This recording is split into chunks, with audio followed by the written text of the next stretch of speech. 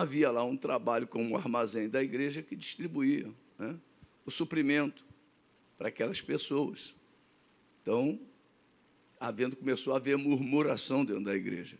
Então os 12 convocaram a comunidade dos discípulos e disseram: não é razoável que nós abandonemos a palavra de Deus para servir às mesas.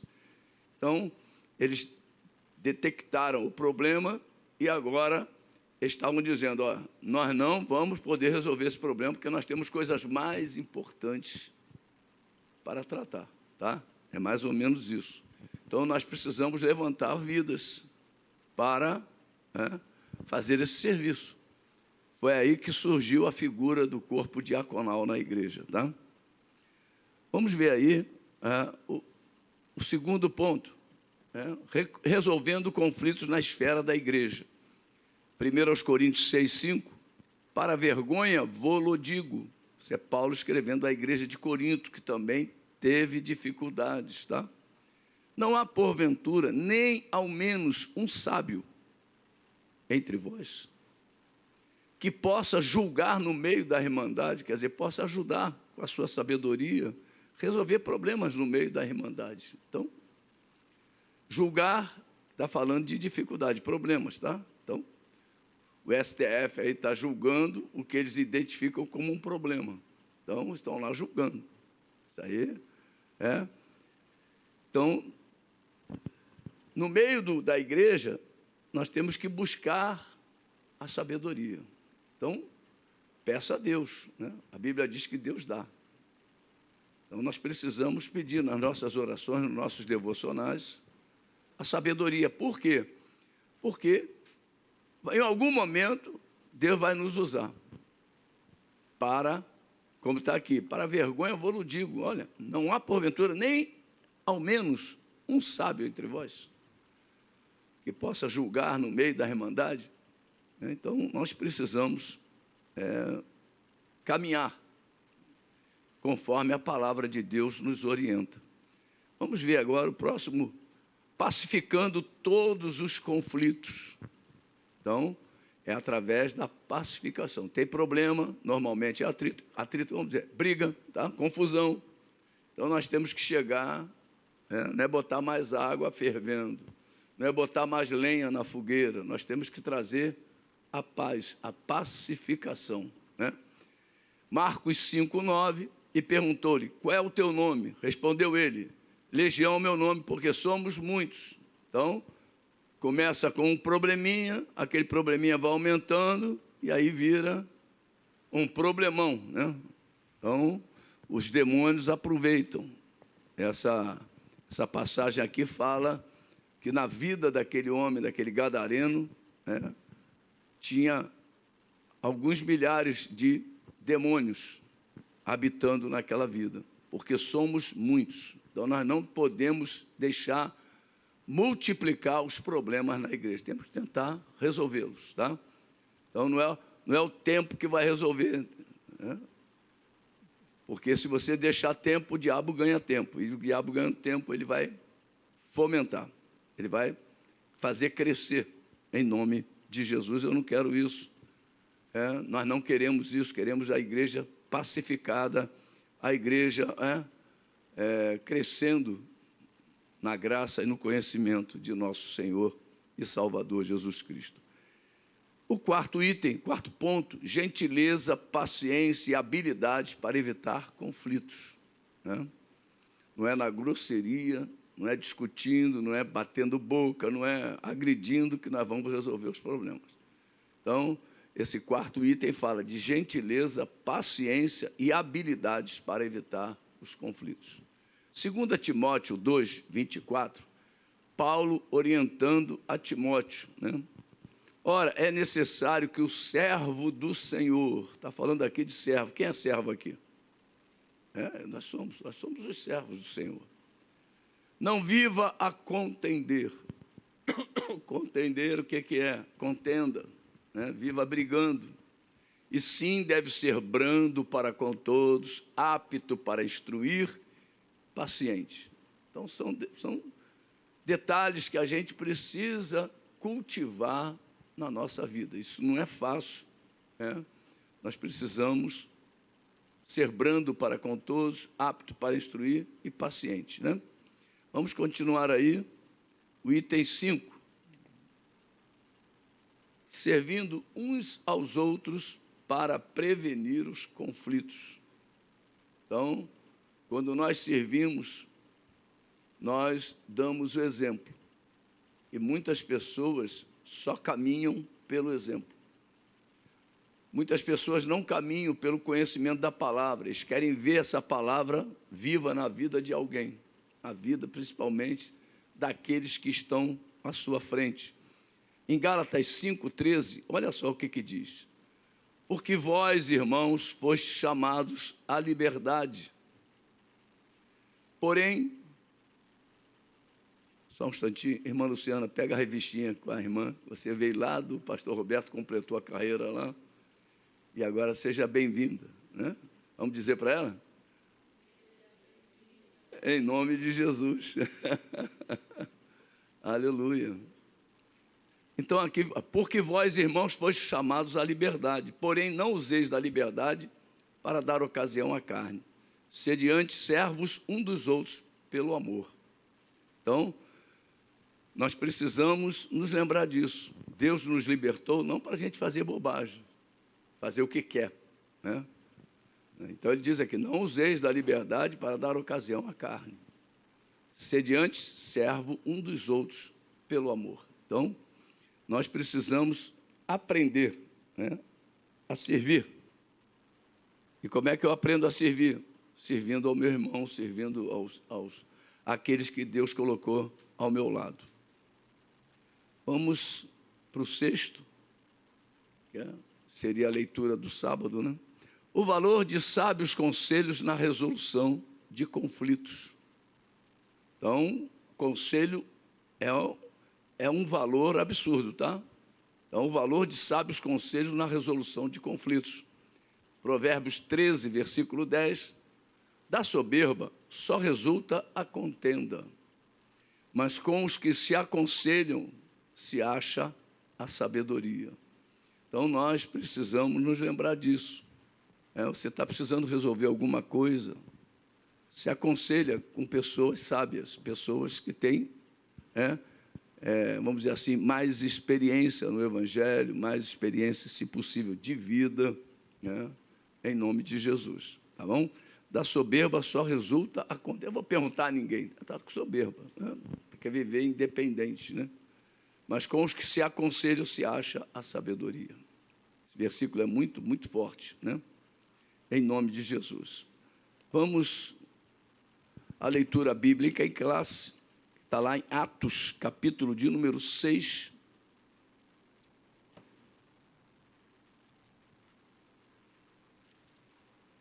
Atos, capítulo de número 6, versículos de 1 a 7.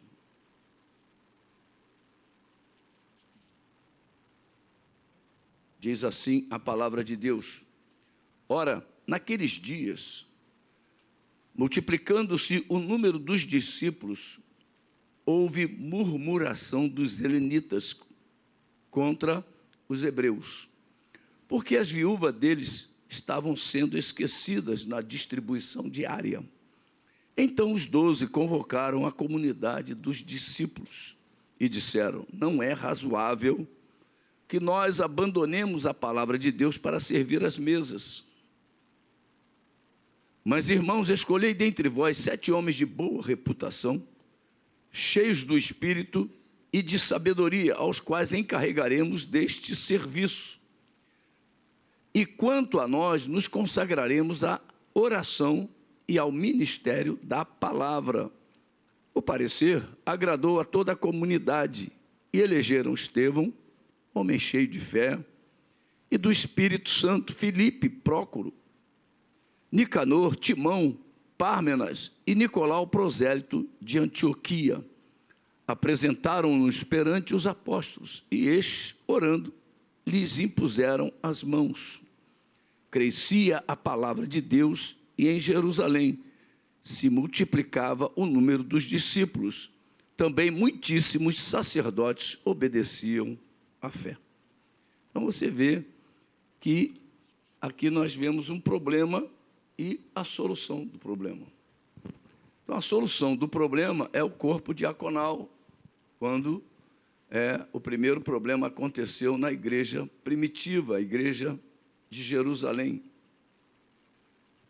E nós vamos começar agora a caminhar na introdução dessa aula de hoje. Nesta lição, aprenderemos como a igreja primitiva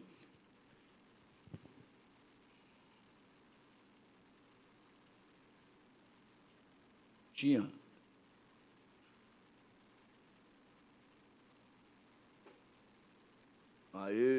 a introdução. Nesta lição, aprenderemos como a igreja primitiva enfrentou e solucionou conflitos internos, tá? Destacando a importância da diaconia no serviço cristão. O crescimento da igreja trouxe desafios sociais e culturais, mas os apóstolos, guiados pelo Espírito Santo, instituíram diáconos para auxiliar no cuidado dos necessitados, sem comprometer a pregação da palavra e a prática da oração no ministério. Veremos que a igreja deve equilibrar sua missão espiritual e social, reconhecendo que ambos os aspectos são essenciais, tá? Tanto a oração como a palavra, como também os desafios sociais e culturais também são importantes. Que possamos refletir sobre a importância do serviço cristão e como podemos aplicá-lo em nossa igreja local, tá? Os objetivos da lição, né? A apresentação da lição aí, nós estamos aí nos objetivos da lição. Primeiro, analisar as naturezas cultural e social dos conflitos enfrentados pela igreja primitiva e sua relevância para a igreja atual. Então, tudo que está escrito na Bíblia, a gente deve refletir na nossa vida, no nosso ministério, né? Aquilo que é para ministério, aquilo que é para a vida. Segundo, explicar a importância da organização e da distribuição de funções dentro da igreja para equilibrar as responsabilidades espirituais e sociais. E o terceiro e último ponto, objetivo da lição de hoje, aplicar os princípios bíblicos de caráter, sabedoria e serviço na vida cristã e na atuação ministerial. Então, nós temos esses 3 pontos aí, a analisar, explicar e aplicar, né? Essa lição vai ser uma bênção muito grande para nossas vidas. Motivação. Tem hora que apaga, que não dá. Vamos lá. A igreja não está isenta de desafios, mas a forma como lida com eles revela seu compromisso com a vontade de Deus. Então, repare bem que o problema vai surgir e nós temos que saber como lidar com aquele problema segundo a vontade de Deus. Então, vamos lá. Assim como a igreja primitiva enfrentou conflitos culturais e sociais, também enfrentamos desafios que exigem sabedoria e serviço.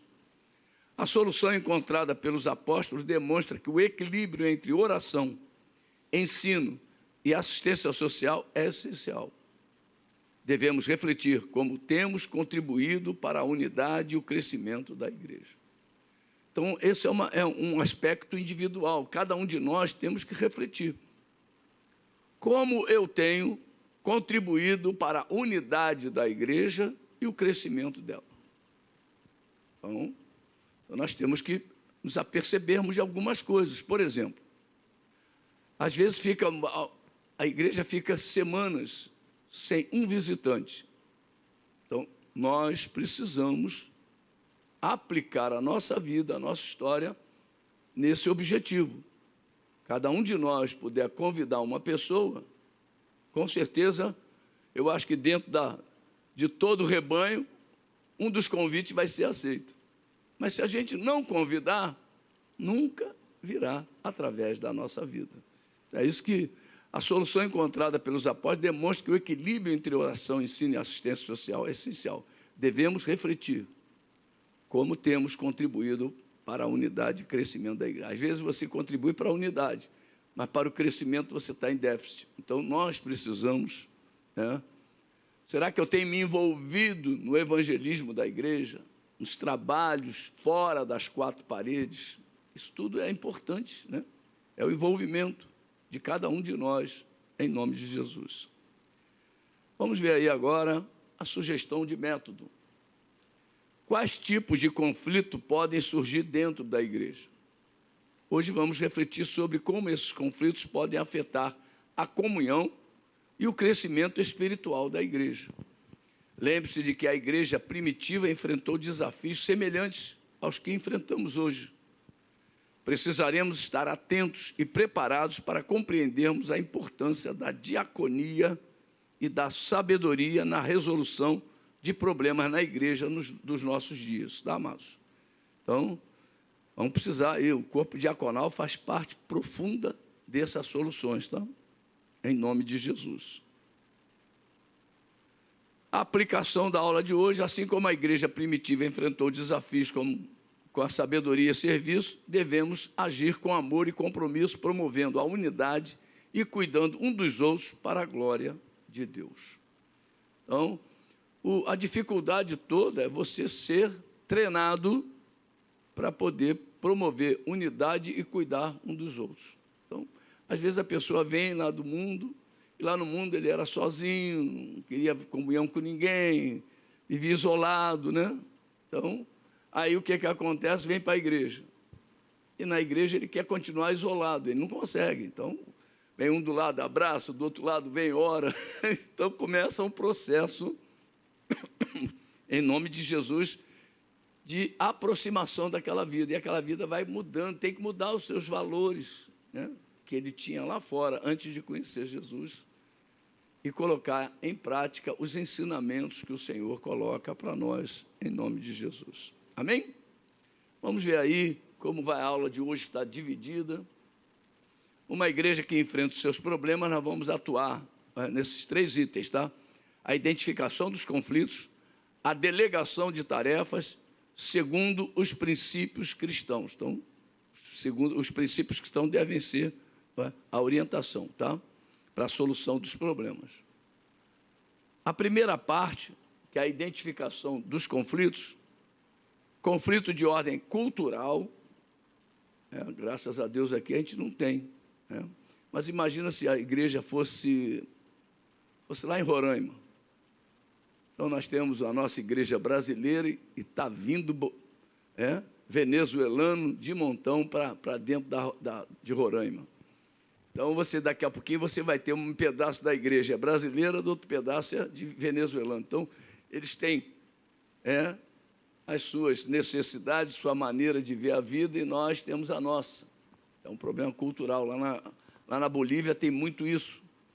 Lá na Bolívia tem 3 línguas, né?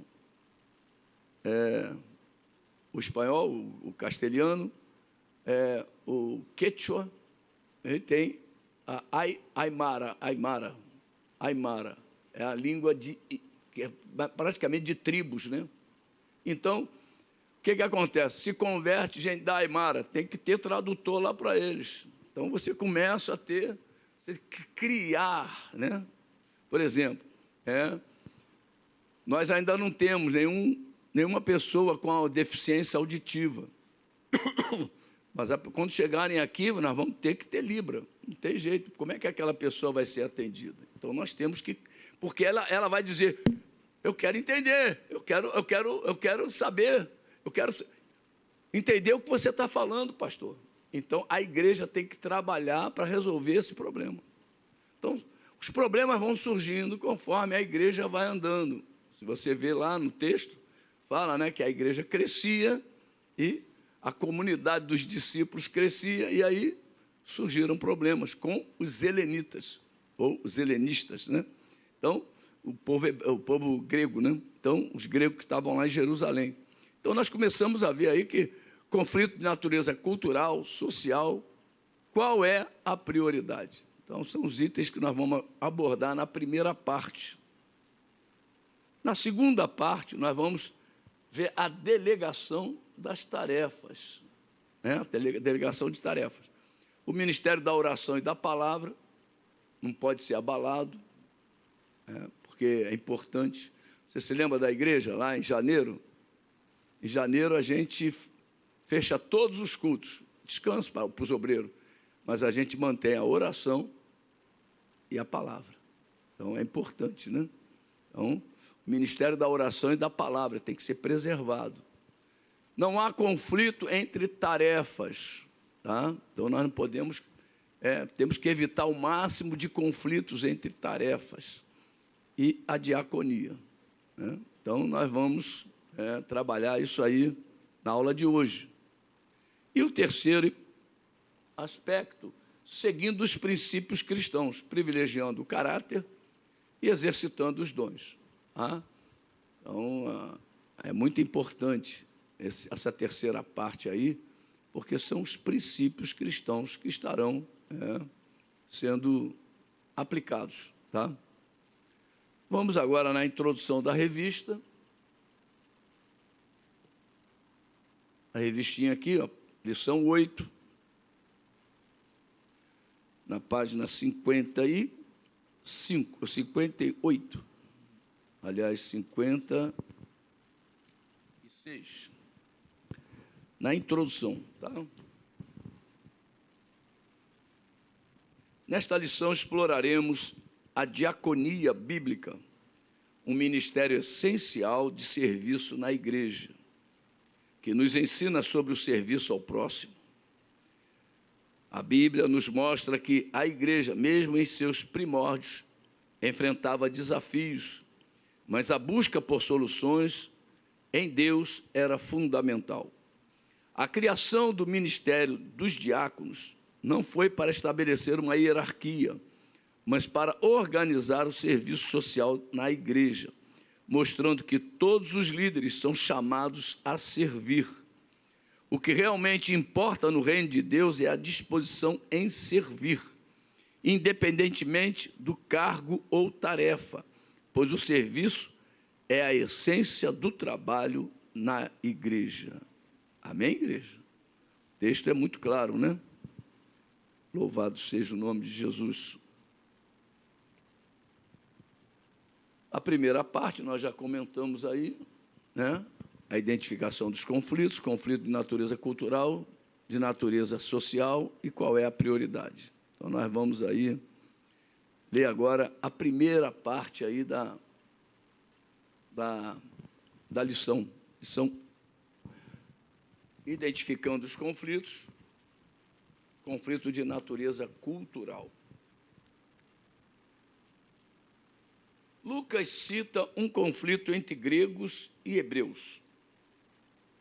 A referência neste texto aos gregos está relacionada aos judeus helenistas, isto é, que haviam emigrado para outros países e que, por conta disso, falavam somente a língua grega. Por outro lado, o termo hebreus era uma referência aos judeus de Jerusalém, que se comunicavam principalmente em hebraico, aramaico. Havia, portanto, uma barreira de natureza cultural por conta da língua. Essa barreira cultural trouxe um conflito de relacionamento entre os crentes da primeira igreja. Isso fez com que os apóstolos, logo após tomarem conhecimento do problema, buscassem uma solução. Eles não podiam deixar a igreja de Jerusalém se desintegrar por conta de barreiras de natureza cultural. A unidade da igreja não pode ser ameaçada por conflito de qualquer natureza. Então, a unidade da igreja é algo que a liderança da igreja deve buscar, deve lutar, deve, de todas as formas, manter, em nome de Jesus. Vamos ver aí um texto, né? Lucas cita conflito entre gregos e hebreus, Atos 6:1, né? Ora, naqueles dias, multiplicando-se o número dos discípulos, houve murmuração dos helenistas contra os hebreus, porque as viúvas deles estavam sendo esquecidas na distribuição diária. Você imagina, por exemplo, o armazém da igreja, faz as cestas básicas e só distribui as cestas básicas para os amiguinhos da liderança da cesta básica. É mais ou menos por aí, né? Aí daqui a pouquinho levanta aqueles irmãos que fazem parte da lista que devem ser atendidos e a cesta básica não chegou para eles. Eles contam com aquilo. Aquilo faz parte da ajuda da igreja para aquela família. E aquela família começa a falar, a reclamar, né? Então, estava acontecendo na distribuição diária, né? Eu não sei o que eles distribuíam, mas devia ser alimento, devia ser ajuda, né? Algum tipo de socorro, em especial para os órfãos e viúvas. Então, os apóstolos não podiam deixar a igreja de Jerusalém se desintegrar por conta de barreira de natureza cultural. Ah, eu não entendi o que ele falou. É fácil você arrumar uma desculpa, né? Então, a unidade da igreja não pode ser ameaçada por conflito de qualquer natureza. Nós precisamos lutar pela unidade da igreja. Nós passamos aqui um ano inteirinho, não me lembro qual foi o ano, mas eu acho que foi lá para 2017, 18, o ano da unidade, né? Nós profetizamos aí o ano da unidade. Então, nós aprendemos a respeito de unidade. Muitas mensagens foram faladas sobre esse assunto. Da mesma forma, o ano da glória de Deus, o ano da restituição, e assim foram vários anos nós profetizando durante o ano inteiro, meses inteiros, profetizando como estamos profetizando esse ano sobre a preservação da palavra de Deus. Então, a preservação da palavra de Deus tem que estar em nós. Nós temos que preservar, cuidar, né? E assim, nós também, a unidade deve ser algo que a igreja deve lutar por ela. Nós precisamos lutar pela unidade da igreja, porque uma igreja dividida, meu irmão, sofre todo mundo, porque o céu fecha, né? Deus não dá ordem mais para a bênção descer, mas na unidade a ordem é dada, abençoa aquele povo. Então nós temos que lutar, porque quando a igreja está unida, todos nós somos abençoados abundantemente. Amém, queridos? Aleluia. Vamos lá.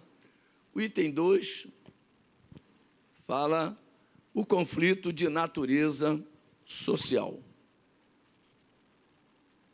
Lucas explica que, em razão daquela diferença cultural, as suas viúvas eram desprezadas no ministério cotidiano. Aqui fica evidente a natureza social do problema. As viúvas de fala grega estavam sendo negligenciadas na distribuição diária. O conflito se instalou e precisava de solução. Fica em evidência que a igreja não é só um organismo, ela também é uma organização. Ela tem sua esfera espiritual, mas também social. Era, portanto, essa parte social que estava em desequilíbrio e precisava de cuidados. Então, a igreja tinha uma palavra, na área espiritual estava firme, mas na área social, na área cotidiana, do convívio, ela estava com uma dificuldade. Então, era só solucionar isso. Então, aqui nós vemos a solução, né? Os apóstolos identificaram o problema. Lá no versículo 2, então os 12 convocaram a comunidade dos discípulos e disseram: não é razoável que nós abandonemos a palavra de Deus para servir as mesas. Então, o problema era lá no servir as mesas, o problema era lá, estava localizado, eles entenderam, né? Identificado o problema, era preciso a correção. Então, você identificou o problema, tem que fazer o complemento, corrigir. Então, está aqui, Atos 6,3. Mas, irmãos, escolhei dentre vós 7 homens de boa reputação. Aí vem as qualificações, tá, amados? Não é qualquer um. Tem que ser de boa reputação. Porque senão vai haver murmuração pela escolha. Mas fulano, precisa conhecer ele, pastor. Só precisa ver ele não é o que você pensa. Cheios do Espírito, olha aí, e de sabedoria, aos quais encarregaremos deste serviço. Então, o serviço precisa receber pessoas que tenham capacidade para ajudar a liderança da igreja, tá, amados? Nessa área social. Vamos ver o item 3 agora. Qual é a prioridade? É muito comum a ideia de que o cristão deve cuidar apenas da esfera espiritual e negligenciar o social. Cria-se dessa forma um entendimento nada bíblico de que a primeira deve ser privilegiada e a segunda negligenciada. Ontem, quem esteve aqui, no culto jovem, a palavra que Deus usou, o irmão Wanderson, veio do trono, veio do céu, uma palavra rema, uma palavra cheia da unção e cheia de direção. Então, que nós possamos sempre nos lembrar disso. Tem uma área da nossa vida financeira, individual, pessoal, que não nos pertence, né? Foi o que o irmão pregou, né? É do Senhor, então não adianta você, se você der, se você contribuir para essa área aí, chamada área social, Deus não vai deixar nunca faltar nem o azeite, nem a farinha na tua panela. Amém, queridos?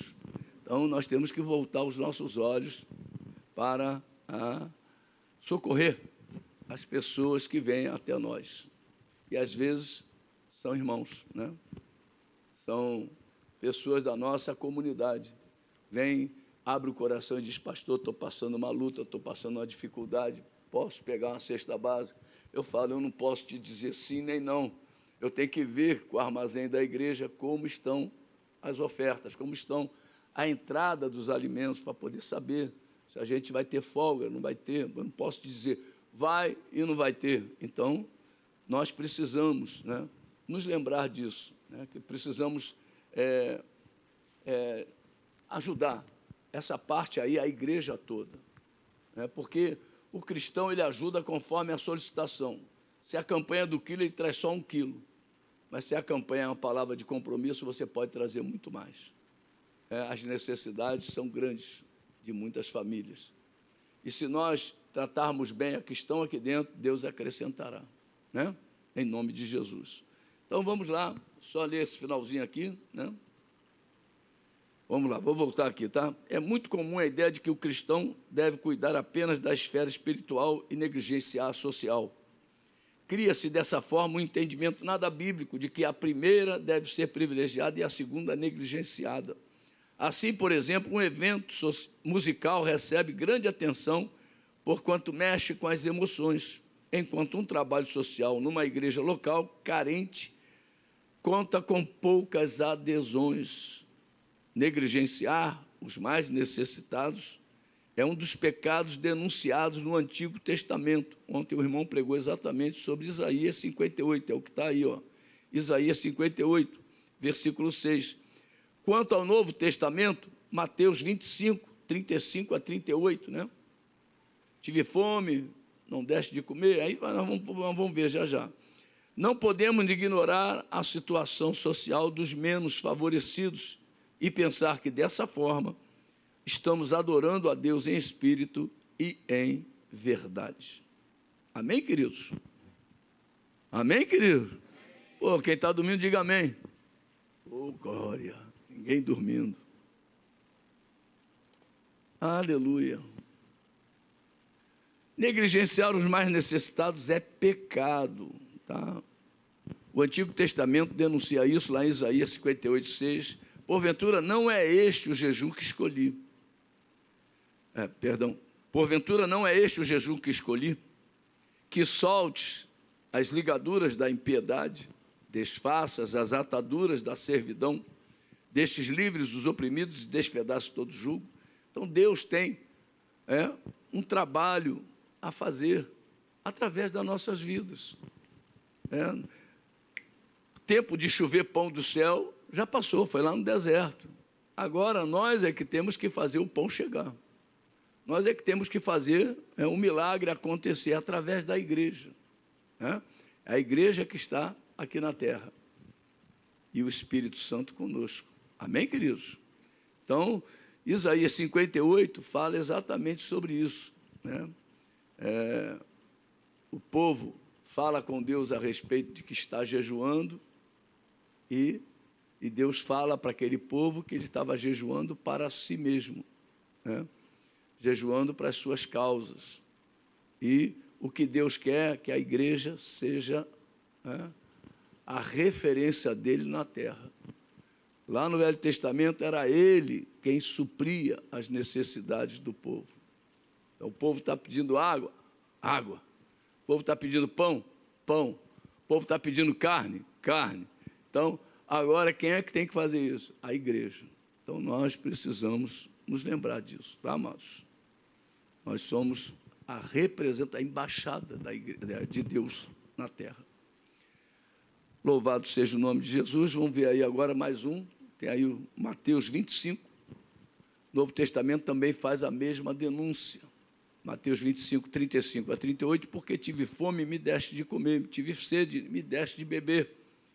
Era forasteiro e me hospedaste. Estava nu e me vestiste. Enfermo e me visitaste. Preso e foste ver-me. Então perguntarão os justos: Senhor, quando foi que te vimos com fome e te demos de comer? Ou com sede te demos de beber? E quando te vimos forasteiro te hospedamos? Ou nu e te vestimos? Então, aqui está mostrando, exatamente sobre este mesmo assunto. Vamos ver o resumo do item 1.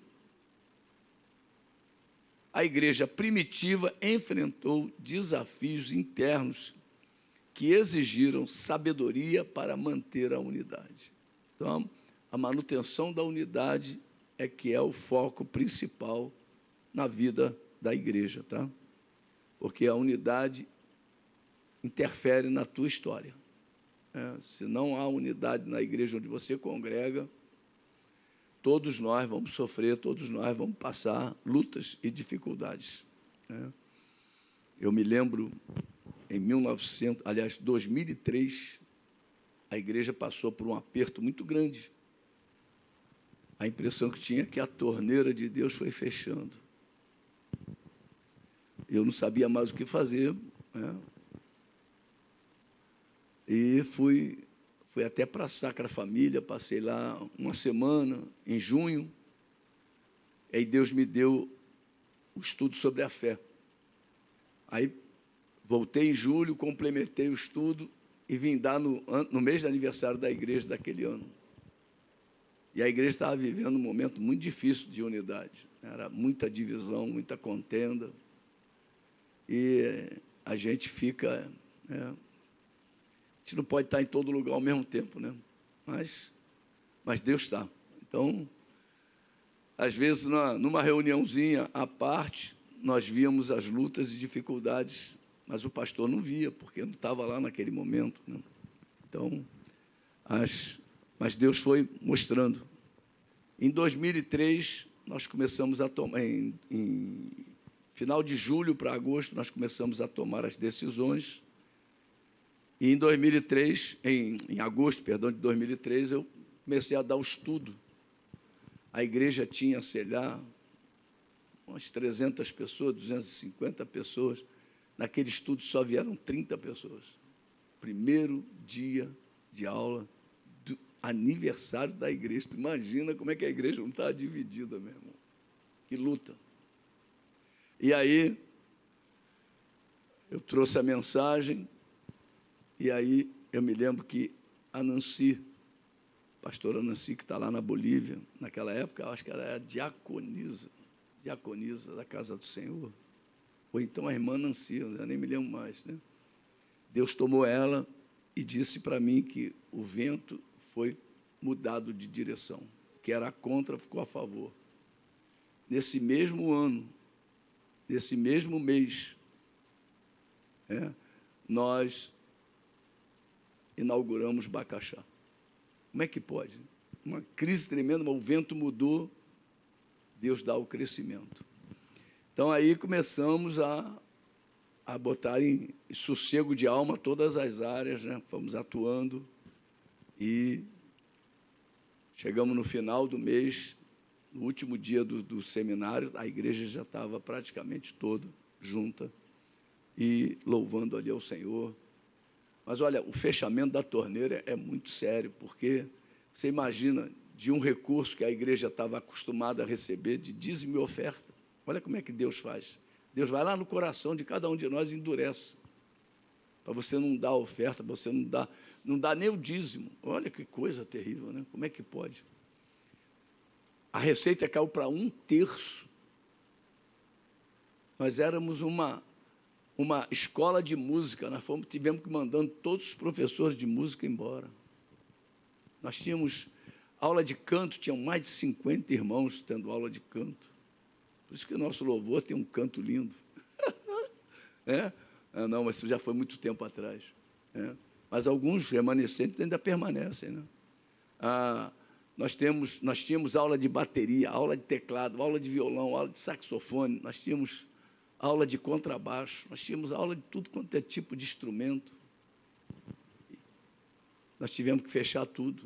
Acabamos com a escola de música da igreja, por causa da divisão, da falta de unidade. Então, meu irmão, preserve a unidade. A unidade traz bênção para a tua e para a minha vida, e para a vida de toda a igreja. Tá, amados? Então, a igreja primitiva enfrentou desafios internos que exigiram sabedoria para manter a unidade. Vamos para a segunda parte, a delegação de tarefas. Então, você identificou o problema, agora tem que dar tarefas para poder solucionar, né? Primeiro, o ministério da oração e da palavra. Então, as importâncias agora. Não há conflito entre tarefas e a diaconia. Vamos ler aí na revista o ministério... Perdão. O ministério da oração e da palavra. Diante do conflito, os apóstolos perceberam que a parte da comunidade que estava sendo negligenciada precisava de cuidados. Contudo, eles também perceberam que não poderiam resolver um problema criando outro.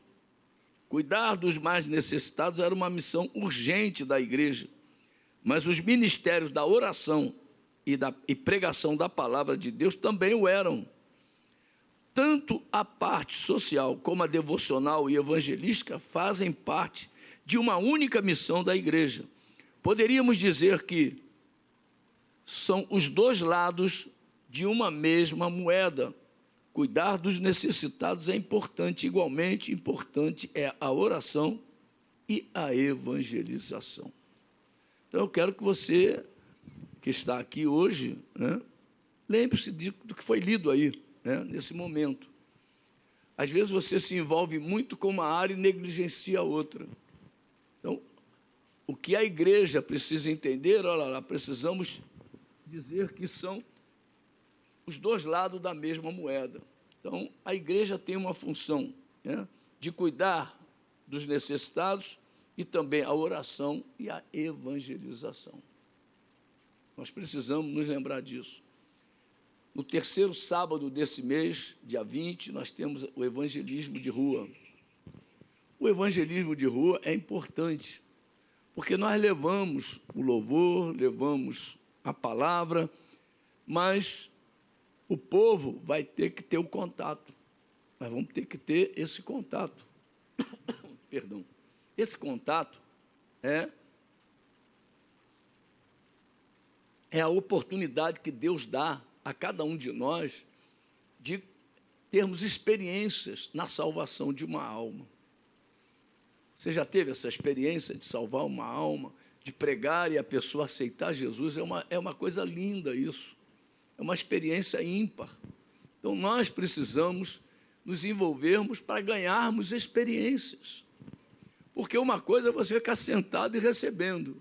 Outra coisa é você aplicar aquilo que você recebeu e Deus te dá experiências no processo da evangelização. Então, dia 20, nós teremos aí evangelismo na Praça do Barro Vermelho, lá às 19 horas. É uma oportunidade ímpar para a igreja poder sair das quatro paredes e levar o evangelho. Nós temos trabalhos em hospitais, nós temos trabalhos em visitação no lar, nós temos outros tipos de trabalho. mas o evangelismo de rua é importantíssimo, em nome de Jesus. Nós temos um programa na rádio, né, Rádio Nova Sião, lá para Curicica, né, aquela região ali, é uma rádio local. Então, nós temos aí todos os canais da internet, aí, o Instagram, Facebook, YouTube, nós temos o nosso site. Então, nós apontamos os canhões para todos os lados, mas no evangelismo de campo, de rua, nós necessitamos da igreja, necessitamos da tua vida. E você também precisa ter experiências. Uma coisa é pregar de púlpito, outra coisa é você receber a informação sentado no seu lugar, mas o importante também é a evangelização em nome de Jesus. Vamos ver aí o que nós temos aí da parte de Deus. Não podemos resolver um problema criando outro, né? Guarda isso no coração, porque é importante. Não podemos resolver um problema criando outro. Cuidar dos mais necessitados era uma missão urgente da igreja, mas os ministérios da oração e pregação da palavra também o eram. Então, nós não podíamos deslocar as pessoas que estavam envolvidas nessa área para resolver esse problema, né? Em Atos 6, 4, e quanto a nós, nos consagraremos à oração e ao ministério da palavra. Quem é que estava falando isso? Exatamente os apóstolos, tá? Vamos agora andar por item 2. Não há conflito entre tarefas. Não podemos ler Atos 6 como se o ministério da oração e da pregação estivessem em oposição com o ministério de serviço social. Não há essa contradição, onde um é considerado mais espiritual e o outro menos. Tudo faz parte de uma única missão da igreja. Assim, se a igreja ora e prega, mas não cuida dos necessitados, ela falha em sua missão. Da mesma forma, se a igreja se torna apenas um centro social, negligenciando a oração e a pregação, ela perde a sua essência, deixa de ser igreja de Cristo e, por isso, também falha em sua missão, né? Então, nós não somos uma ONG, nós vamos ficar aí dando cesta básica, né? O nosso fundamento é Cristo. Nós vamos pregar a palavra, vamos participar da oração e também da assistência social, para que nós possamos atender aqueles que chegam até nós, né? A Bíblia diz que primeiro os da fé. Primeiro, se sobrar, você pode estender a tenda, abre para fora, mas primeiro tem que atender bem os da fé. Amém, queridos? Isso é importante, são detalhes, tá? Desse conjunto de obra aí que nós temos. Vamos ver aí, olha só, nenhum ministério está em oposição ao outro. Eu não posso ter o louvor se opondo ao evangelismo. Vamos trabalhar juntos, coesos. Eu não posso ter a juventude em oposição ao evangelismo, dia 20. Então, precisamos do jovem naquele sinal, fazendo aquela cena, participando, pregando, anunciando, fazendo com que o nome do Senhor seja conhecido, né? Nós precisamos das irmãs que não vão ficar no sinal, mas vão ficar na praça ali, distribuindo, irmãos e irmãs, distribuindo ali os folhetos, pregando, anunciando, falando. Então, isso tudo é muito importante. Tudo faz parte do conjunto da obra. Nenhum ministério está em oposição ao outro, né? Tudo que fazemos, fazemos para o Senhor. Colossenses 3,17 fala isso. E tudo que fizermos, seja em palavra, seja em ação, fazei-o em nome do Senhor Jesus, dando por ele graças a Deus Pai. Tudo faz parte de uma única missão da igreja: cuidar do homem em sua essência, corpo, alma e espírito. Então, nós não somos espíritos só, tá? Nós habitamos num corpo, temos uma alma. Então, nós precisamos nos lembrar que nós precisamos, né? Porque o que faz o gabinete pastoral? Vamos dizer assim, O gabinete pastoral vai cuidar mais da alma da pessoa. A pessoa está aflita, está com uma dificuldade, está com a sua alma aflita. Então, vai lá no gabinete e recebe o quê? Uma orientação. Recebe ali a palavra de conhecimento, a palavra de sabedoria, a palavra, né, que vai vir da parte de Deus. O corpo, o armazém da igreja ajuda.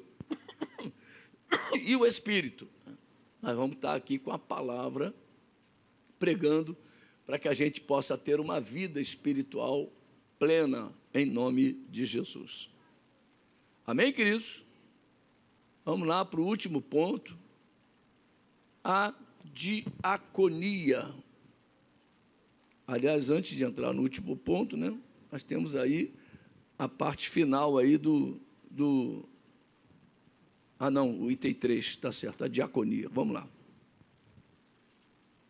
O parecer dos apóstolos foi que eles constituíssem pessoas habilitadas sobre o que eles denominaram de este importante negócio, este importante serviço, tá? É, portanto, uma referência ao serviço ou diaconia, identificado no versículo 3 como servir às mesas. A palavra diaconia tem a ver mais com a função do que com a forma. Assim, em Atos 6, o que está mais em destaque é a função exercida pelos 7 diáconos do cargo ou ofício ocupado por eles. O contexto favorece esse entendimento. Contudo, essa narrativa bíblica fundamenta a instituição do diaconato cristão. Outrosim, devemos enfatizar aqui que a diaconia era vista pelos apóstolos como um importante negócio, ou seja, algo necessário à igreja. Esse entendimento apostólico contradiz o que muitos pensam atualmente a respeito do serviço da diaconia. Infelizmente, há os que enxergam um diácono como um obreiro de classe inferior. O que você é na igreja? Eu sou diácono. Aí o outro diz, eu sou presbítero, eu sou isso, pelo amor de Deus, somos servos, né? Estou servindo a Deus na diaconia, no diaconato. Estou servindo a Deus no coral, estou servindo a Deus no louvor, estou servindo a Deus na palavra, meu irmão. Aí vem aqui e diz, olha, mas no contexto bíblico, a diaconia é um serviço especial, onde somente pessoas especiais, isto é, com as qualificações bíblicas exigidas, podem trabalhar. Meu Deus!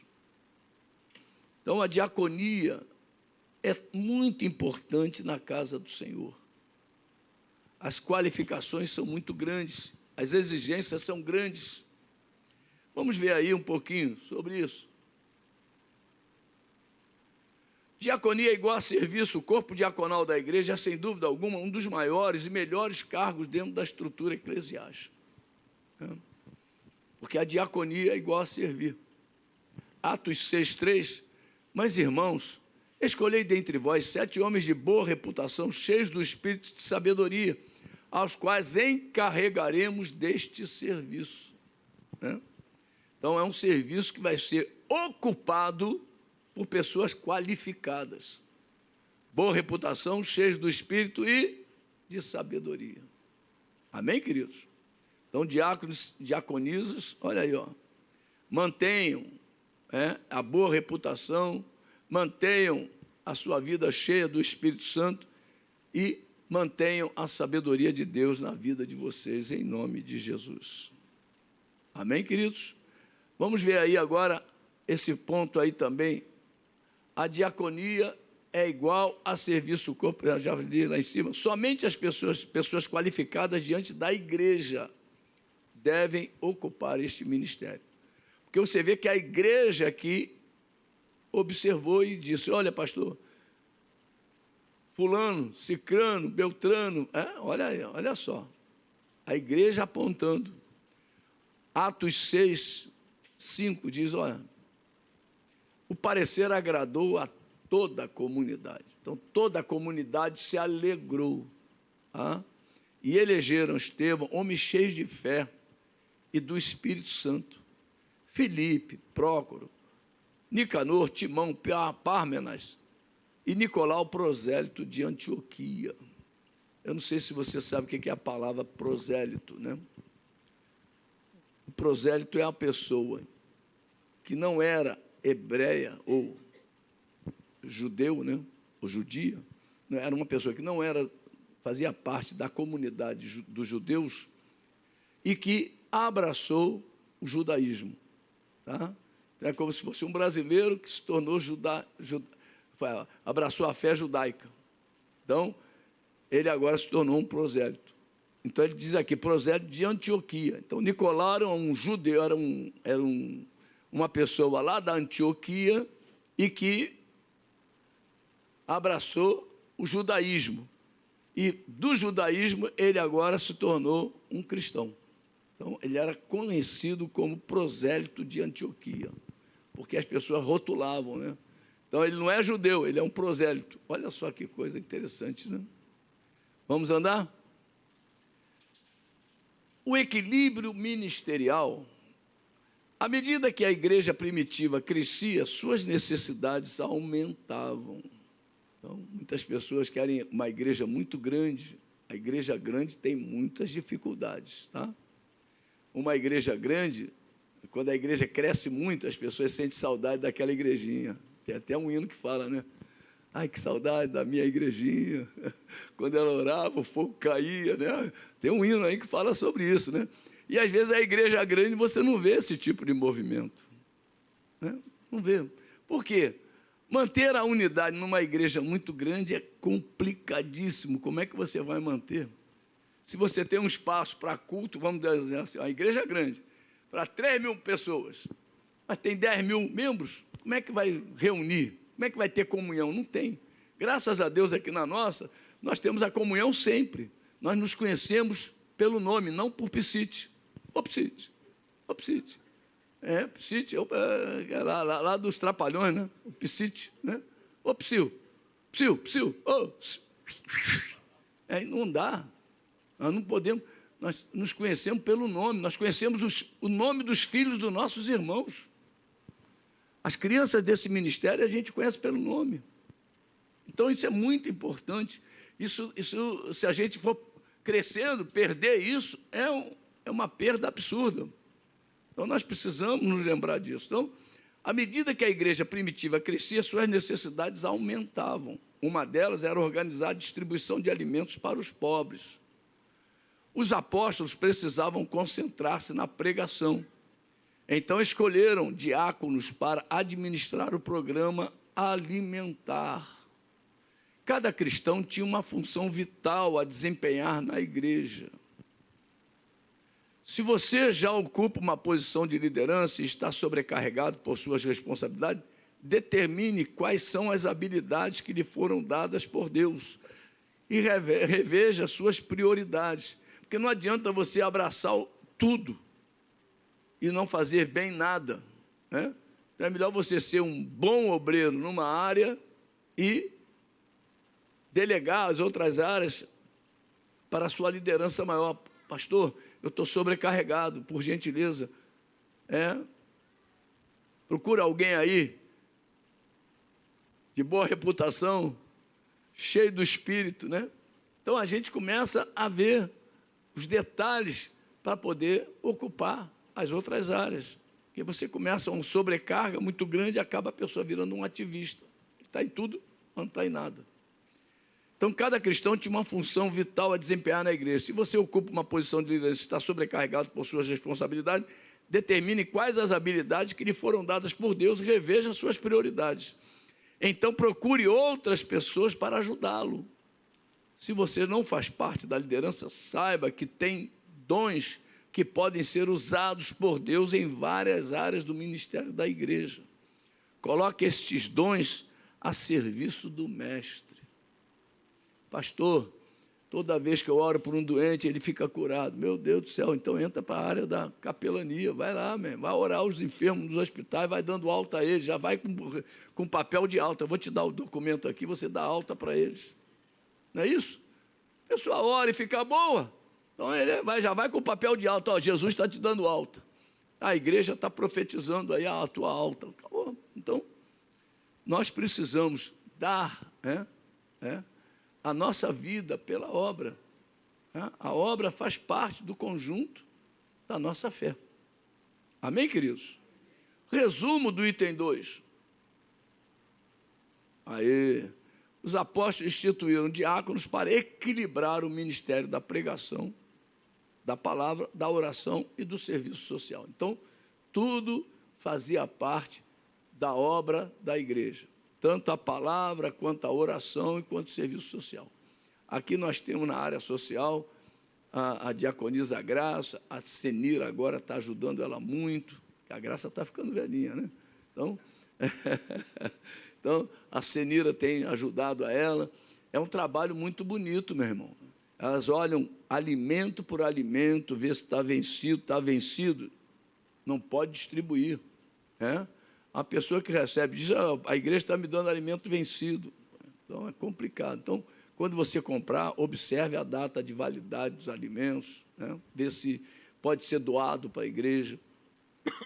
A Graça observa isso, a Senira também, e antes a Mary, né? A Mary também observava isso muito, fazia toda a separação para depois ir fazendo as cestas básicas para atender a demanda social da igreja, em nome de Jesus. Amém, queridos? Vamos ver os 2 últimos itens aí, seguindo os princípios cristãos, privilegiando o caráter e exercitando os dons. Vamos ver o privilegiando o caráter, vamos ler na revista.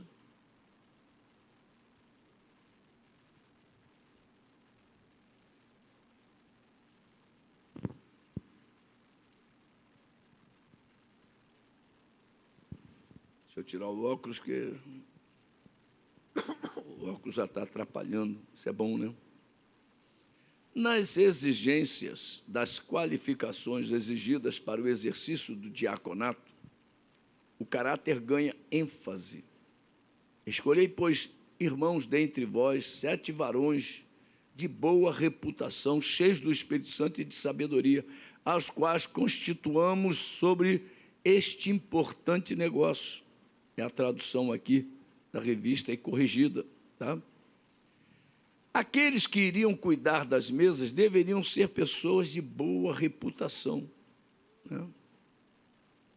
A palavra boa reputação traduz o termo grego martírio, que significa testemunha ou mártir. Quer dizer uma pessoa autêntica, honesta, correta e que não negocia valores para exercer a função da diaconia. Às vezes pensamos que essas exigências eram apenas para os dias bíblicos, o que evidentemente é um equívoco. Se para aqueles que se dedicariam apenas em servir às mesas, isto é, os diáconos, era exigido boa reputação, então o que dizer dos pastores que cuidam de todo o rebanho? Meu Deus, né? Então nós começamos a ver aqui esse detalhe da boa reputação. A palavra, Jesus, boa reputação traduz o termo grego martírio, que significa testemunha ou mártir, que quer dizer uma pessoa autêntica, honesta, correta e que não negocia valores para exercer a função da diaconia. Atos 6:3 diz, mas irmãos, escolhei dentre vós 7 homens de boa reputação, cheios do Espírito e de sabedoria, aos quais encarregaremos deste serviço. O item 3.2, nós vamos ver agora o final da nossa revista, o último item, exercitando os dons. Essas pessoas encarregadas da diaconia da igreja, além da exigência de boa reputação, deviam ser cheias do Espírito Santo e de sabedoria, defender a boa ortodoxia, isto é, a doutrina correta. Então o diácono vai lutar pela palavra. Então a palavra, Ele tem que ser um homem cheio de fé, tá? Defender a boa ortodoxia, isto é, a doutrina correta, era importante, mas incompleto. Era necessário que essas pessoas também fossem cheias do Espírito Santo e de sabedoria. É possível uma pessoa ser ortodoxa, eticamente irrepreensível, contudo, não ser quebrantada e nem possuir fervor espiritual? Da mesma forma, é possível uma pessoa exercitar os dons espirituais, contudo, não ter sabedoria nenhuma, né? Não ter sabedoria nenhuma. Uma coisa não pode funcionar sem a outra. O ideal de Deus é que o cristão viva corretamente, exercitando os dons espirituais, com a sabedoria no exercício da diaconia. Então, meu irmão, é uma coisa vivendo em prol da outra, né? Nós não podemos ser uma pessoa cheia do Espírito Santo e, ao mesmo tempo, não ser fervorosos. Então, aqui ele está exatamente dizendo que os dons, né, de Espírito Santo e sabedoria, fala de uma pessoa vivendo aquilo que Deus quer que ela viva, né? Como diz aqui, era necessário que essas pessoas também fossem cheias do Espírito Santo e de sabedoria. Meu irmão e minha irmã, se encontrar uma pessoa vazia do Espírito e não sábia, e dizer que é crente, é um problema seríssimo. Nós precisamos, em nome de Jesus, ensinar cada vez mais ao povo para que eles possam buscar o conhecimento da palavra para poder vivê-la. Pessoas cheias do Espírito Santo e de sabedoria, Atos 3, 6:3. Mas, irmãos, escolhei dentre vós 7 homens de boa reputação, cheios de espírito e de sabedoria, aos quais encarregaremos deste serviço. Atos 16, versículos 1. Aí. O apóstolo Paulo, quando leva Timóteo como companheiro de missão, o leva por causa do seu testemunho. Então, meu irmão, cuidado, né, do teu ministério com quem você anda. Isso é importante, hein? Atos 16, de 1 a 3, é um texto que fala, o apóstolo Paulo, né? Chegou também a Derbe e a Listra. Havia ali um discípulo chamado Timóteo, era um jovem, tá? Filho de uma judia crente, mas de pai grego. Nós tivemos aí, eu falei da mensagem de ontem, mas também na quarta-feira o Wagner pregou sobre, o pastor Wagner, né? Pregou sobre, foi Fernando, pastor Fernando, perdão, Fernando, já ia tirar o teu crédito aí, ó. Falou sobre Timóteo, né? A fé de Timóteo, né? Então chegou também a Derbe e a Listra. Havia ali um discípulo chamado Timóteo, filho de uma judia crente, mas de pai grego. Dele dava um bom testemunho, olha, bom testemunho. Se lembra da mensagem do domingo passado, na ordenação? Como está o teu procedimento, né? Então, é um bom testemunho. Os irmãos de Listra e de Icônio. Então, a turma lá falava bem de Timóteo. Pô, o jovem aí é cheio do Espírito. É um jovem, olha, tem boa reputação, né? Estão falando bem dele. Quis Paulo que ele fosse em sua companhia. Olha, então você tem que escolher pessoas que estão frutificando, pessoas que estão, né, com a sua vida com boa reputação. Já contamos aqui várias vezes, mas vamos contar mais uma, né? Nós tínhamos um jovem na igreja, o jovem Dudu, depois de uma vigília tremenda, né, aqui, na época, né, muitos anos atrás, foi lá em 97, 98, por aí, 99, por aí. Ele sai da vigília, mas ele tinha 2 irmãos que não eram flor que se cheirasse, né? E aí ele foi dormir com os irmãos. Os bandidos chegaram para matar os irmãos, acabaram matando ele, porque estava mal acompanhado, né? Entende? Jovem daqui da igreja, saiu da vigília, né? Os irmãos foram dormir no quarto e deixaram ele na sala. Na sala era o único local de acesso fácil para os bandidos, né? Então, dele davam um bom testemunho os irmãos de Listra e Icônio. Quis Paulo que ele fosse em sua companhia e por isso circuncidou por causa dos judeus daqueles lugares, pois todos sabiam que seu pai era grego. Então, aqui, o bom testemunho de Timóteo fez ele companheiro de Paulo. Que coisa linda, né?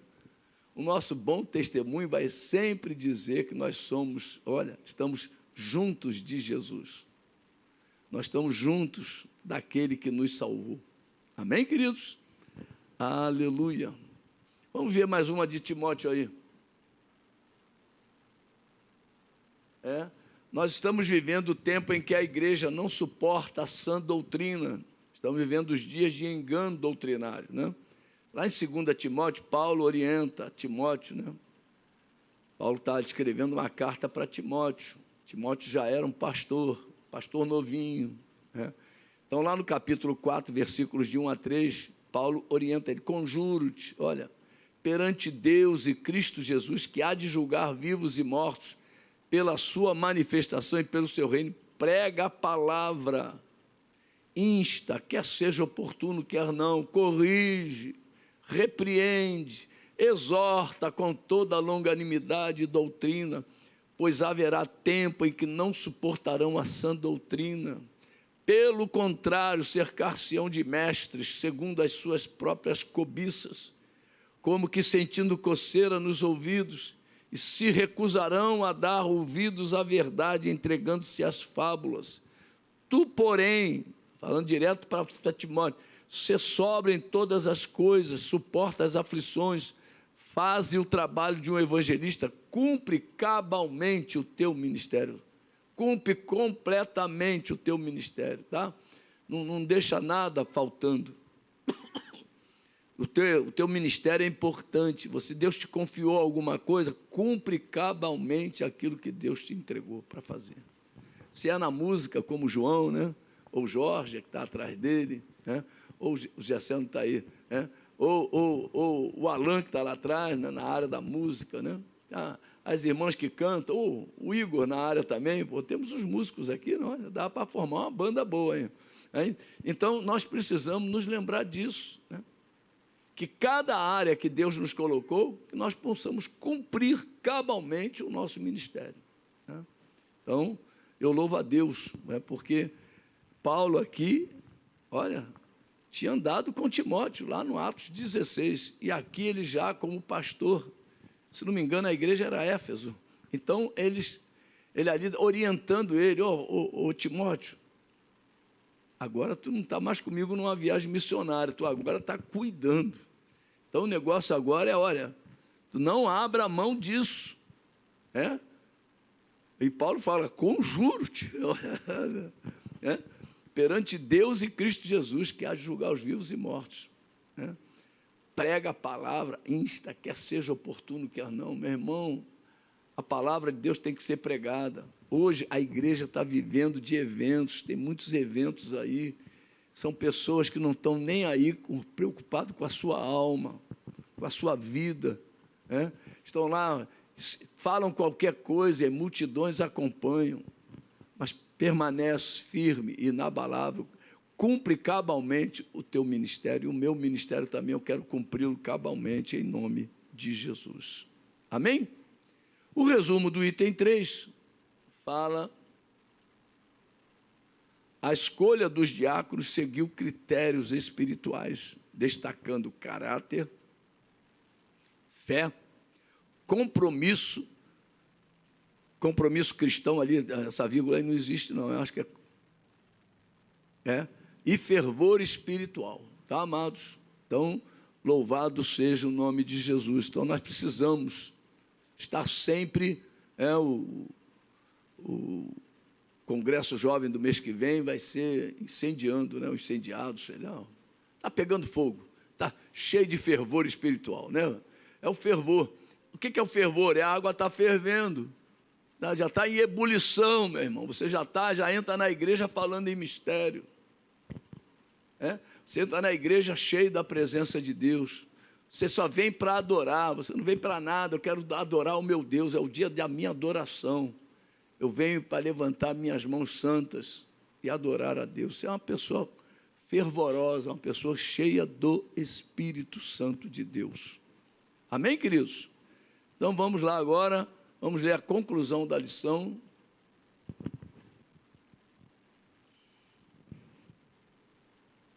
A escolha dos diáconos seguiu critérios espirituais, destacando... já lemos já. Né? A conclusão? Não, a conclusão também. Peraí. A conclusão está aqui atrás. Ô, Joaquim, está dormindo? A conclusão. Aprendemos nesta lição a importância do serviço cristão. A igreja espiritual é também social. Devemos nos dedicar tanto ao ministério da oração e pregação, como também à assistência aos mais necessitados. A igreja que cuida da alma também deve cuidar do corpo. Deus não é glorificado na desgraça de ninguém. Se há um necessitado em nosso meio, devemos considerar os princípios bíblicos ensinados nessa passagem das Escrituras para alcançá-lo. Assim, a igreja cresce como igreja de Deus e o Senhor é glorificado. Amém, queridos? Louvado seja o nome de Jesus.